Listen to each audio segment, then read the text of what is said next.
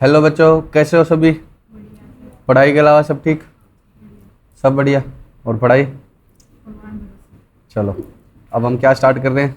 80C से related question. कल हमने 80C पढ़ा था ना। इंश्योरेंस में याद है क्या आपको? लिमिट 1, 4, 12 से वो पहले इंश्योरेंस तो 10%, 12 के बाद हो तो 12 से पहले हो तो 20 और 12 के बाद हो तो 10। लेकिन 15 होगा किसके लिए? 13 के बाद से हैंडीकैप्ड के लिए, 1, 4, 13 से हैंडीकैप्ड औरों के लिए। ठीक है, तो ये क्वेश्चन करना है हमें। Compute the eligible deduction under 80C in respect of life insurance premium paid by mister Ganesh during the previous year, the details of which are given here under. खुद का करवाया, कब की पॉलिसी है? 1, 4, 12 से पहले की है ना, तो कितना मिलेगा? सम एश्योर्ड का मैक्सिमम 10%, सॉरी 20%। 1, 4, 12 से पहले की है तो 51,000 है, और विद इन 20% ही है। 5 लाख का 20% कितना होगा? 1 लाख। तो कितने की रिडक्शन मिल जाएगी? पूरी की पूरी 51। 1, 5, 15 है तो मतलब 10%, तो 1, 50 का 10% कितना आएगा? 15,000। प्रीमियम 20 पे किया है तो कितने की मिलेगी? 15 के। और ये क्या? हैंडीकैप्ड पर्सन, तो 4 लाख का हैंडीकैप्ड का कितना होगा? 60,000, मैक्सिमम 60, और करवाया कितना? 80, तो कितने की मिलेगी? 60। कर लोगे? बाकी ये प्रेजेंटेशन ऐसे ही कर देना। ठीक है, इलिस्ट्रेशन 3 पर आओ। An individual SSC resident in India has made the following deposits payment during the previous year. Contribution to PPF कितना किया है बच्चे इसने? 1.5 लाख। और इंश्योरेंस प्रीमियम कितने का लिया है स्पाउस के ऊपर? 25,000। और सम एश्योर्ड कितना है? 2 लाख। तो 2 लाख का कितना मिलेगा? 10%, क्योंकि पॉलिसी कब की है? 1, 4, 15 के बाद। तो 10% कितना होगा? 20। तो कितनी रिडक्शन मिलेगी? 150 + 20, 170। लेकिन 80CE मतलब 80CCE भी और 80C की भी मैक्सिमम लिमिट कितनी है? 1.5 लाख। 80C तो कहता है मेरी अकेले की 1.5 लाख, और 80CCE क्या कहता है? तीनों के मिलाकर कितने के? 1.5 लाख। ठीक है, तो ये तो दोनों ही कौन से वाले हैं? 80C वाले हैं। मान लो एक 80C वाला होता और एक 80CCC वाला होता, तब मैं रिस्ट्रिक्ट करता, तब मैं क्या बोलता कि सेक्शन कौन सा है? 80CCE। और अगर 80CC वाले ये था तो 80C में ही रिस्ट्रिक्शन। ठीक है,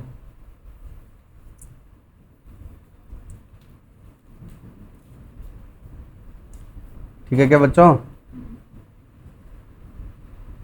अब आज हमें क्या करना है? 80CCD। कौन सा करना है? 80CCD। Deduction in respect of contribution to pension scheme notified by the CG। किसने नोटिफाई किया?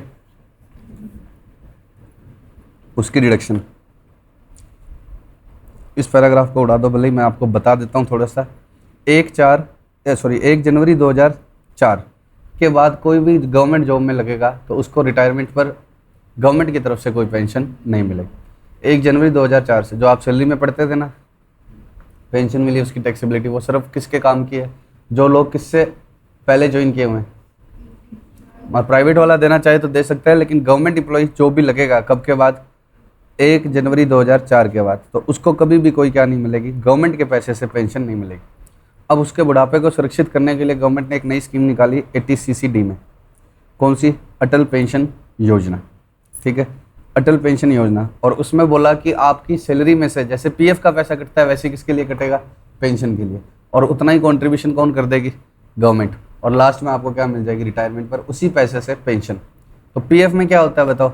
आपकी सैलरी से कुछ कटता है और कुछ गवर्नमेंट दे देती है। गवर्नमेंट मतलब एम्प्लॉयर, प्राइवेट है तो प्राइवेट वाला, अदरवाइज गवर्नमेंट एम्प्लॉयर। और वो रुपए आपको कब मिलते हैं? At the time of retirement at once. At once का मतलब एक साथ PF में। बट पेंशन स्कीम में क्या है? आपकी सैलरी से कटेगा, आपका एम्प्लॉयर भी देगा, बट रिटायरमेंट पर एक साथ नहीं मिलेगा। कैसे मिलेगा? बोलो ना। इंस्टॉलमेंट्स में, in the form of pension. तो दोनों में ही कुछ कंट्रीब्यूशन एम्प्लॉयर करेगा और कुछ किस में से जाएगा? सैलरी में से जाएगा। बट PF का पैसा एडवांस मिलेगा और पेंशन का पैसा, तो पेंशन अब गवर्नमेंट की पॉकेट से नहीं होती है। पेंशन क्या होता है? सैलरी में से डिडक्ट होती है, और कुछ मतलब एम्प्लॉयर भी पे करते हैं। पहले सारी पेंशन ही कौन देते थे? गवर्नमेंट वाले।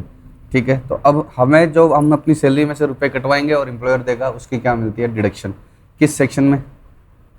80CCD में। 80CCD 1 और 80CCD 2 है, आज इसको समझेंगे। 80CCD 1 provides a deduction for the amount paid or deposited by an employee by an employee. तो एम्प्लॉई वाले कंट्रीब्यूशन की डिडक्शन किस में मिलेगी? CCD 1 में। In his pension account subject to the maximum of 10% of his salary. अब self employed है, जैसे मैं हूँ, मैं कौन हूँ?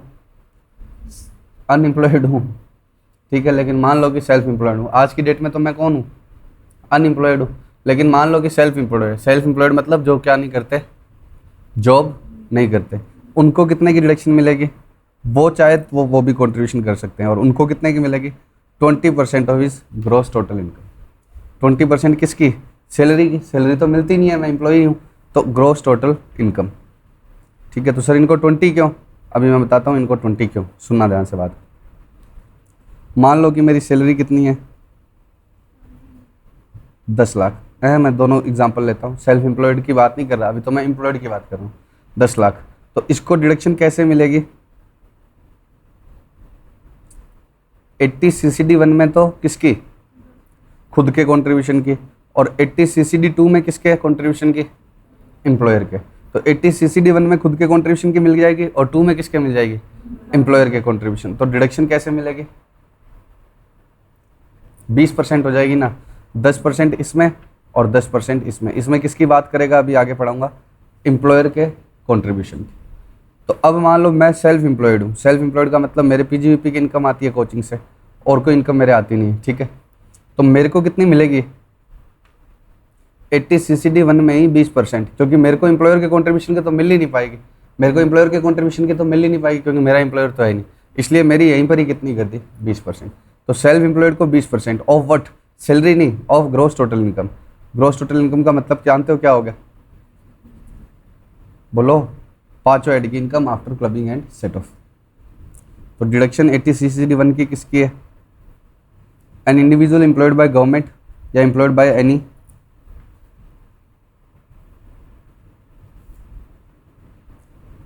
Other employer. Employed by government और employed by any other employer, कितने की मिलेगी? 10% ऑफ सैलरी। तो रिलायंस का एम्प्लॉई है तो भी उसको 10% ऑफ सैलरी मिलेगी, और टाटा का एम्प्लॉई, सॉरी गवर्नमेंट का एम्प्लॉई है तो भी उसको कितनी मिलेगी? 10% ऑफ सैलरी। पक्का? बोलो ना। और एनी अदर इंडिविजुअल है तो उसको कितनी मिलेगी? 20% of gross total income. 20% of gross total income. B और सी को मैं भी पढ़ाता हूँ। Under section 80 CCD 2 contribution made by central government or any other employer in the previous year to the said account of employee is allowed as deduction in computation of the total income। तो 80 CCD D2 में किसकी मिलेगी? Central government या कोई और employer. तो टाटा का employee हूँ तो टाटा ने जो कंट्रीब्यूशन किया, गवर्नमेंट एम्प्लॉई हूँ तो जो गवर्नमेंट ने कितने किया। और कितना मिलेगा? The entire employer contribution would be included in the salary of the employee. पहले तो ये सैलरी में क्या हो जाएगा? इंक्लूड। और फिर इसकी कितनी मिलेगी डिडक्शन? 14% ऑफ सैलरी अगर गवर्नमेंट एम्प्लॉई है तो, और 10% ऑफ सैलरी अगर कोई और एम्प्लॉयर है। और 14% को क्या करना? मतलब अमेंडमेंट है ये 14%। पहले दोनों का ही कितना था? 10, लेकिन गवर्नमेंट, सेंट्रल गवर्नमेंट के एम्प्लॉई के लिए कितना कर दिया गया? और सेंट्रल गवर्नमेंट के एम्प्लॉई के लिए सिर्फ, सेंट्रल, समझ गए? सेंट्रल, स्टेट नहीं। कितना? 14% ऑफ सैलरी। पहले ये किस में इंक्लूड हो जाएगा? सैलरी में। और फिर क्या होगा? डिडक्शन मिल जाएगी। अब मैं एक क्वेश्चन लूँगा, उससे आपको क्लैरिटी आएगी, फिर मैं वापस इन्हीं चीज़ों को पढ़ाता हूँ, ठीक है।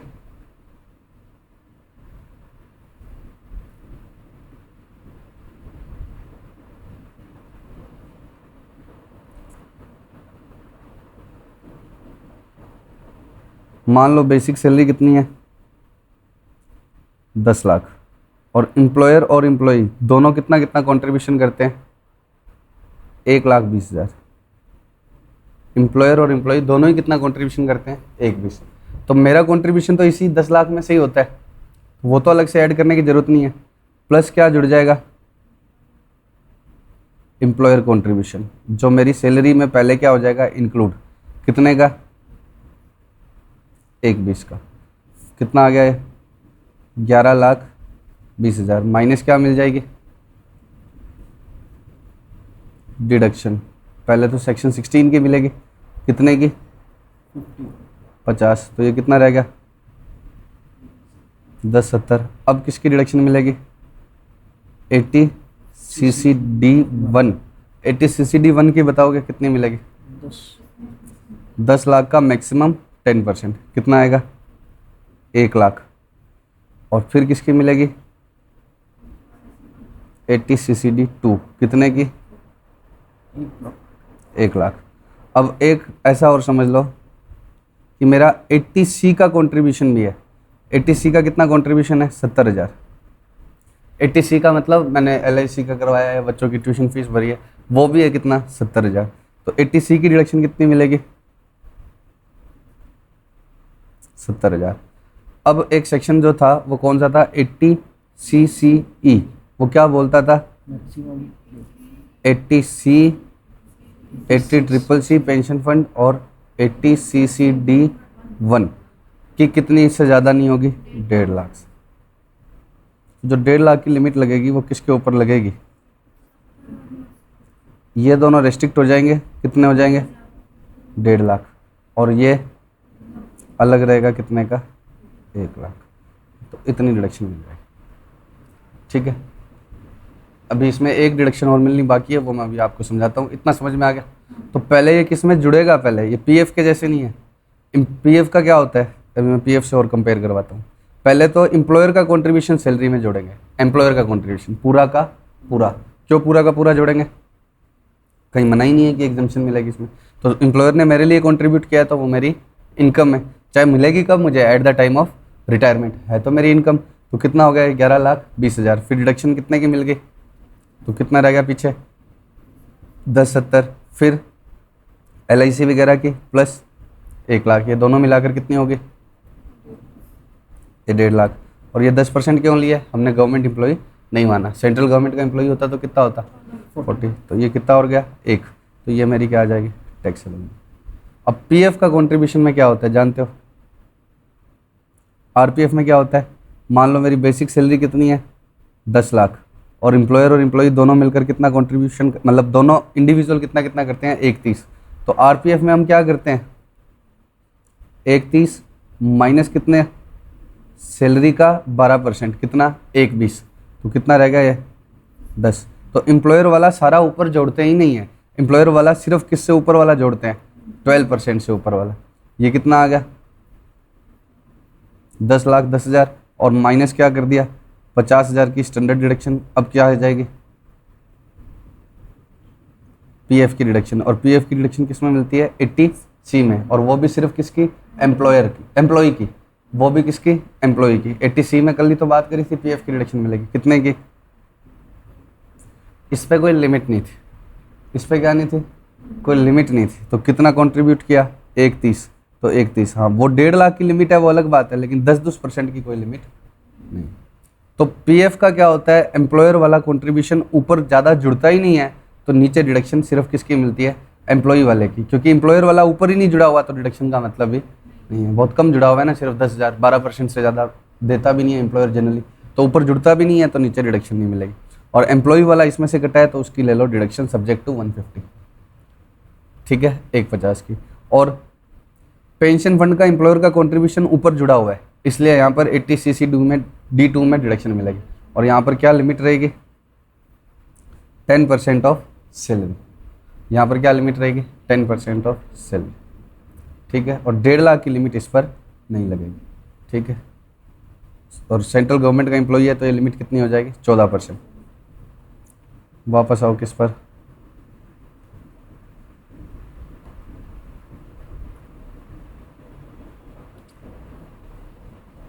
ये समझ में आ गया? D और E।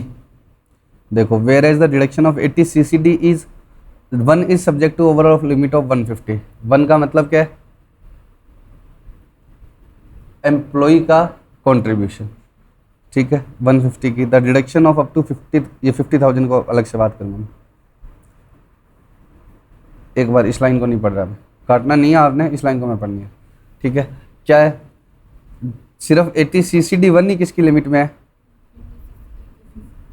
देखो, the limit of section of 150 under section 80CCE does not apply to employer contribution to pension scheme of central government which is allowable as deduction under section 80CCD2। तो 80CCD2 वाले पर किसकी limit नहीं लगेगी? 1.5 लाख की। मतलब उसकी कोई लिमिट नहीं है, कितना भी कर दो। हाँ 10% वाली लिमिट जरूर है, 10 से ज़्यादा नहीं होना चाहिए, सैलरी के 10% से ज़्यादा नहीं होना। और इनकी डिडक्शन 80C में किसी और पेंशन फंड के लिए नहीं ले सकते, ठीक है। अब एक और सेक्शन है 80CCD1B। 80CCD1B 80CCD1 क्या कहता है? अगर आपके किसी भी वजह से एम्प्लॉय की कंट्रीब्यूशन की पूरी डिडक्शन नहीं ले पाए हो, किसके कंट्रीब्यूशन की? एम्प्लॉय के कंट्रीब्यूशन की, provides for additional deduction of up to ₹50,000 in respect of the whole of the amount paid और deposited by individual assessee. Individual assessee का मतलब एम्प्लॉय वाला पार्ट। कौन सा वाला पार्ट? एम्प्लॉय वाला, एम्प्लॉयर की बात नहीं है। तो उसकी 50,000 की एक्स्ट्रा डिडक्शन मिल जाएगी किसमें? 80CCD1B में। उसकी 50,000 की क्या मिल जाएगी? एक्स्ट्रा डिडक्शन, चाहे आप 80CCD1 में लो चाहे नहीं। अब हमारे एग्जाम्पल पर आओ, एम्प्लॉय के कॉन्ट्रीब्यूशन की कितनी डिडक्शन हम नहीं ले पाए?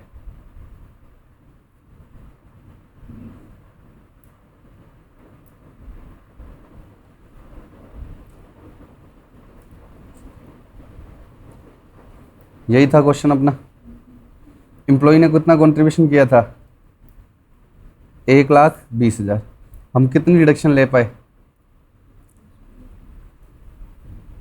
देखो ध्यान से, 80C की डिडक्शन कितनी ले पाया मैं? 70। टोटल कितनी मिली है? 1.5 लाख। 10% तो किया ही किया मैंने, लेकिन फिर भी पूरे 1 लाख की भी तो कहाँ ले पाया मैं पहले क्या मान लेता हूँ कि 80C की ले ली मैंने, तो इसमें से कितनी डिडक्शन ही मिली मुझे? 80 मिली। भले ही मैंने, आप जो बोल रहे हो ना 20 में से 1 लाख की तो ले ली, आप कह रहे हो कि 20 कॉन्ट्रीब्यूशन किया था 1 लाख की तो ले ली, लेकिन एक भी नहीं ले पाया मैं। क्यों नहीं ले पाया? क्योंकि आगे फर्दर रिस्ट्रिक्ट होगी। तो मैं मान लूँगा मैंने 80C की तो कितनी ली है? 70, और इसमें अभी कितना बाकी है? अभी 80 ले पाया हूँ मैं टोटली एम्प्लॉय वाले कॉन्ट्रीब्यूशन की 80 ले पाया हूँ ना। ये कुल मैंने 1.5 लिया, जिसमें 70 मैं 80C की मान लूँगा, तो कितनी ले पाया हूँ एम्प्लॉय वाले कॉन्ट्रीब्यूशन? 80। और किया कितना था? 1,20। तो 40,000 की मैं डिडक्शन और ले लूँगा। तो इसमें मेरे को, मैंने कहा था ना एक डिडक्शन और बाकी है, 40,000 की डिडक्शन और ले लूँगा। हाँ अगर अनऑब्जर्व्ड 40 क्या 60 रह जाता तो मैं कितने की ले पाता? 50 की। 50 से ज़्यादा नहीं ले सकता। अगर अनऑब्जर्व्ड क्या रह जाता? 50 से भी ज़्यादा, तो मैं कितने की ले पाता? 50 की। किसमें? 80CCD1B। 80CCD1B श्योर होगा? चलो एक क्वेश्चन है बुक में, वो देखते हैं। और सैलरी का मतलब यहाँ क्या है? Basic plus DA under terms of retirement benefits. Salary includes DA if terms of employment so provides. Basic तो आई है, plus DA under terms of retirement benefits, और कोई अलाउंसेज और परक्विजिट्स इंक्लूड नहीं होंगे, ठीक है। D under terms of retirement benefits आपको किस में बताया था? सैलरी में। इस क्वेश्चन में समझ में आ जाएगा जिसने सैलरी नहीं भी लिखी है। बेसिक सैलरी कितनी है? 1 lakh per month. He is entitled to a DA. DA मतलब महंगाई भत्ता। कितना? 40% of basic salary. 50% of DA forms part of the basic salary, form parts of the pay for retirement benefit. तो भले ही मुझे डीए मिलता कितना है? 1 लाख का 40% कितना मिलता है? 40,000। लेकिन बच्चों मुझे लेना कितना है? 20 ही, क्योंकि कह रहा है कि 50% डीए ही। इस लिमिट को लगाने के लिए 10% वाली 10% ऑफ सैलरी लेना है। सैलरी का मतलब क्या है? बेसिक प्लस डीए, और डीए कितना लेना है मेरे को? 50% ही। मिलता मुझे 40,000 है, लेकिन उसका कितना लेना है? 50%। तो 1,20 मानी जाएगी मेरी salary. Both A and employer A contribute 50% of basic salary to the pension fund. दोनों कितना कॉन्ट्रीब्यूट करते हैं? 50%। Explain the tax treatment in respect of such contribution in the hands of A. बताओ मेरी बेसिक सैलरी कितने की आती है? 1 लाख इंटू 12 साल की। डीए मुझे कितना मिलता है? 40%, 480, लेकिन उसका आधा ही, तो 1440 मेरी क्या मानी जाएगी? सैलरी। मिलता भले 480 है, लेकिन मेरे को लेना कितना है? आधा। तो इस सेक्शन को 80CCD को लगाने के लिए जो मुझे 10% ऑफ सैलरी लेना होता है, वो किस पर लगाया जाएगा? 14,40,000 पर। तो 14,40,000 का 10% कितना आएगा? 1,40, 1,44, 1,44। अब बताओ मैं कंट्रीब्यूशन करता कितना हूँ?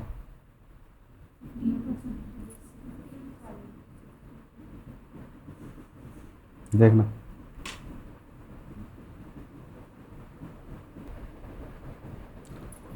%15 ऑफ बेसिक सैलरी।